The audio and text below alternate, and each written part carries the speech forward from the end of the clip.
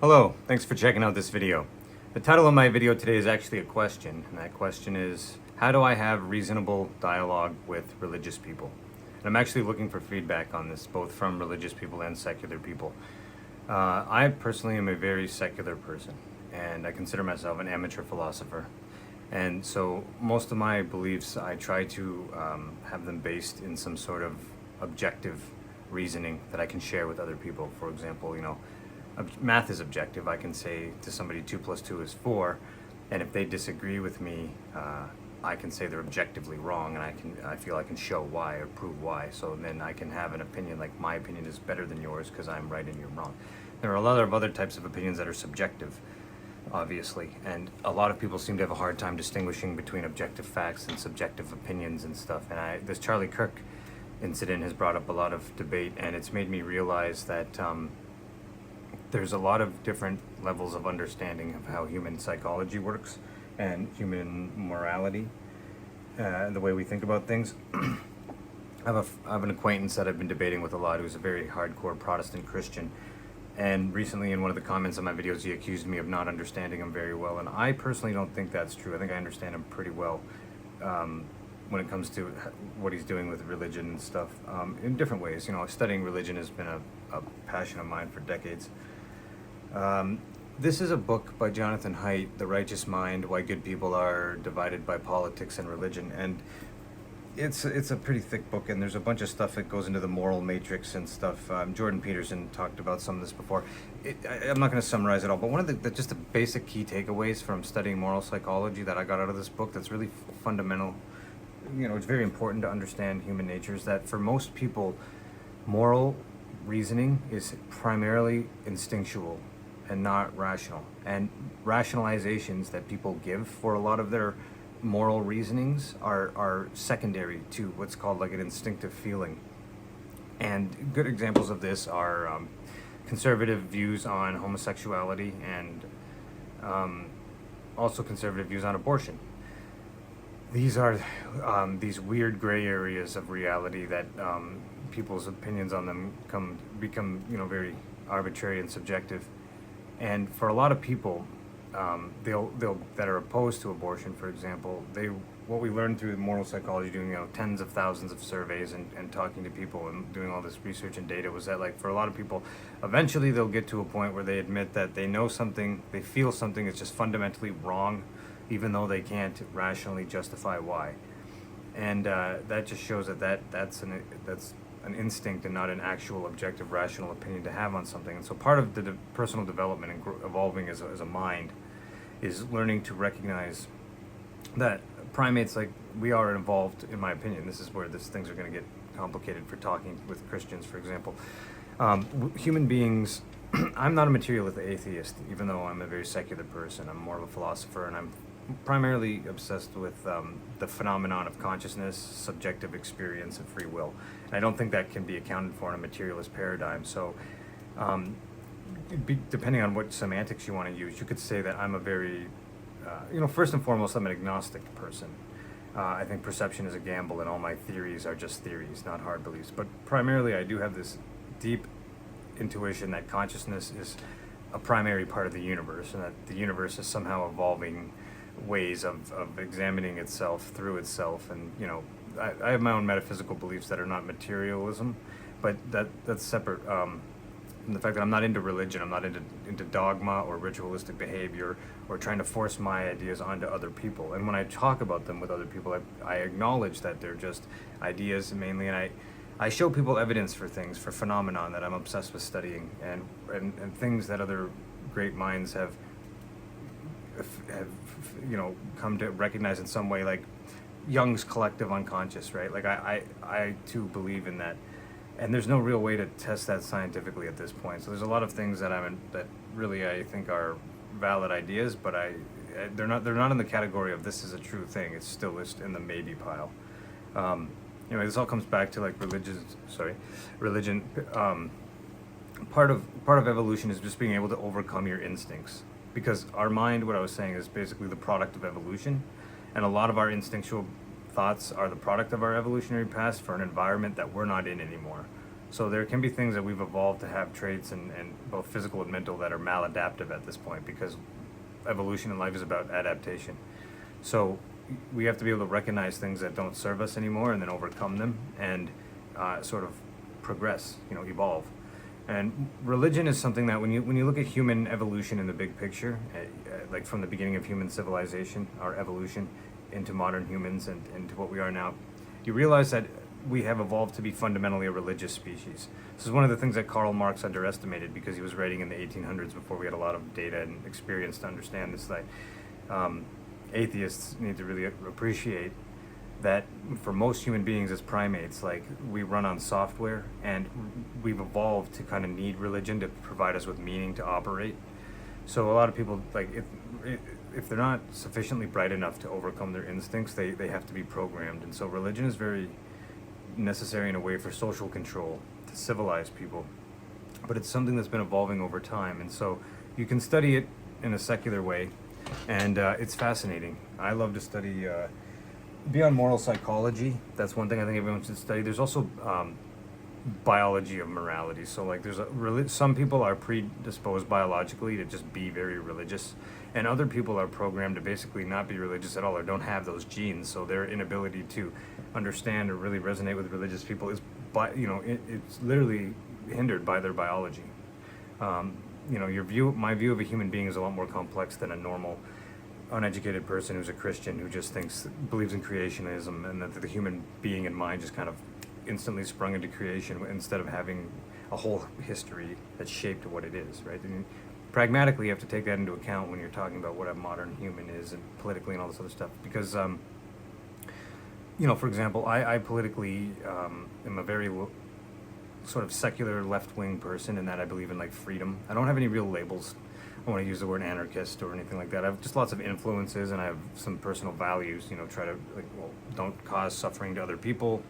I have my own code of morality that comes down to what I think, like, my soul is, my mind, or whatever. But my whole point is that I don't really need the religious training wheels that other people have, and some other people have them, and I don't know where our middle ground is going to be for rational dialogue. Because, for example, with abortion, like, I have no problem with, like, I don't have a priority right now of, like, trying to stop women from getting abortions. I think they should have body autonomy, and I don't have a problem with abortion. So when Christians are prioritizing this political issue, because their whole issue with abortion is based on faith and not on science or any kind of, there's nothing there that we can actually, like, because the conversation will boil down to, well, I choose to believe in this type of faith that has a rule set, and I believe in these rules based on this faith, and you can't change my mind, and I'm not open to, like, really challenging my own ideology with secular science or anthropology or sociology or anything like that. So, like, basically, when someone has said I have a closed mind and I have this opinion, which I think is a bigoted opinion, for example,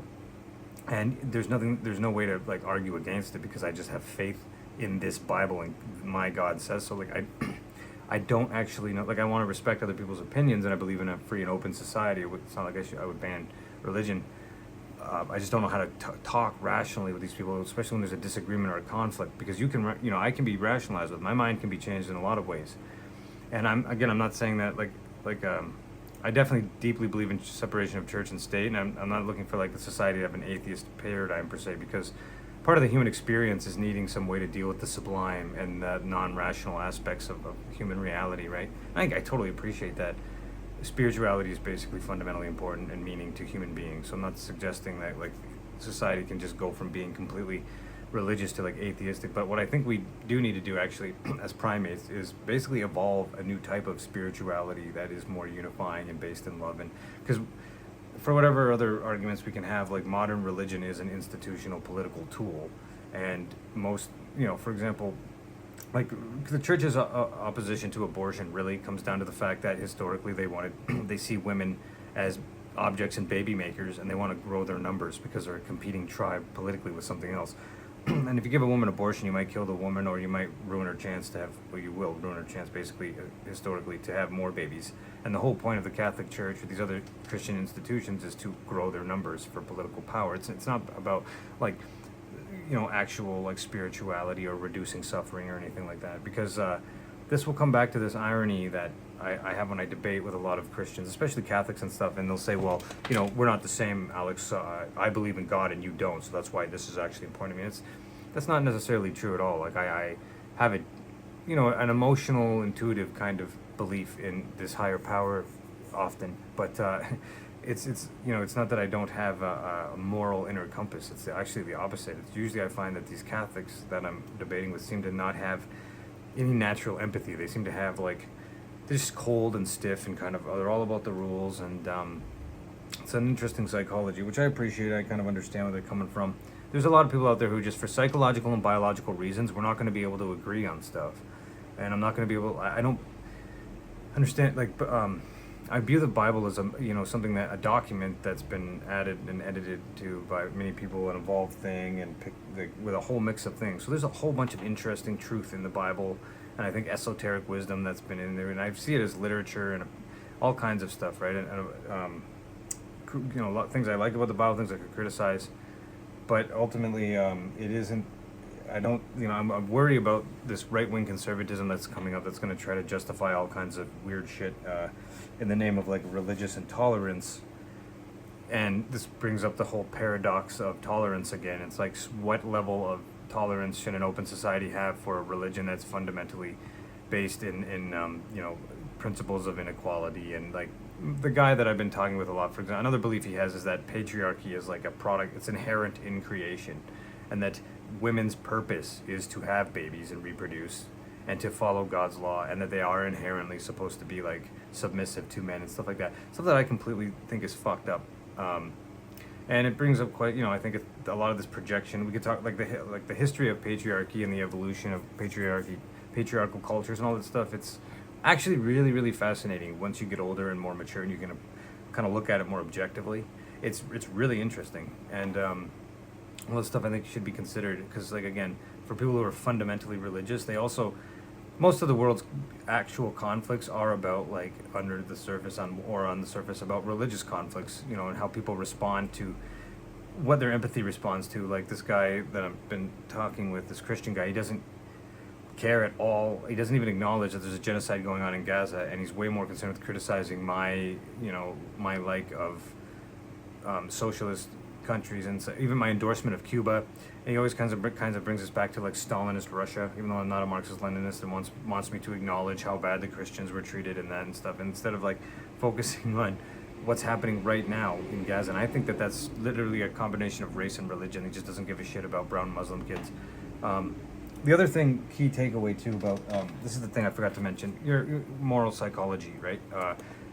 People are instinctual creatures. They're also binded and blinded by their tribal psychology. So because we are an evolved primate, and we've had to compete with other tribes and primates and stuff in the past, we have this kind of software programming that goes on in our brain where we literally categorize us versus them, the other versus us, and it binds and blinds you. So it makes you blind to the hypocrisy or the problems of your own group because you're so focused on hating or at war with the enemy. So you become basically incapable of recognizing hypocrisy. And the thing is, I'm very, very inspired by the real life historical Jesus and the Gnostic Jesus. This was a book by Reza Aslan about the historical Jesus, and a lot of my beliefs and values and everything seem to align with the Jesus of history, not Paul's Jesus that created later by the church, but the actual historical Jesus and his teachings and messages. I find that fascinating. And I kind of just got off topic, lost my thought up there, what I was about to say with that, but just about religion, and I appreciate that people are religious. I think that the institutional church is very hinders progress. I think what we need is a religion and a philosophy that's just about love and unifying people and trying to overcome software that holds people back from actually seeing the big picture, because we do have to we don't get a choice in this. Nature, which is an intelligence of God, you can view it like that, is forcing us to choose, die or adapt or die. And females do control evolution in a sense because they're the choosers. Unless they're, in a patriarchal culture that objectifies them and rapes them, they should be allowed to choose their partners. And through their sexual choice, they can control kind of how culture evolves. And I think that that's a good thing, and they need to be aware of that and be responsible and mature with that in mind, and so they're not rewarding like all this other garbage or being brainwashed by patriarchy. But anyway, these are my thoughts. I'm looking for feedback from people on how do we even go about having conversation and reasonable dialogue, especially about values or violence or empire or something, when one person is sort of rooted in looking for things that can be like reasonably mutually understood, like mathematics or just some sort of objectivity. And when you're talking with someone who has a faith-based hard belief that isn't based in like objective rationality, but is by their own acknowledgement or admission a faith, especially when that is definitely a type of thing that is hierarchical and not rooted in any kind of egalitarianism. So love to hear your comments on the stuff I said today, and I'll be making more videos on related content, so let me know if there's anything you want me to talk about. Thanks guys, I'll see you in the next video.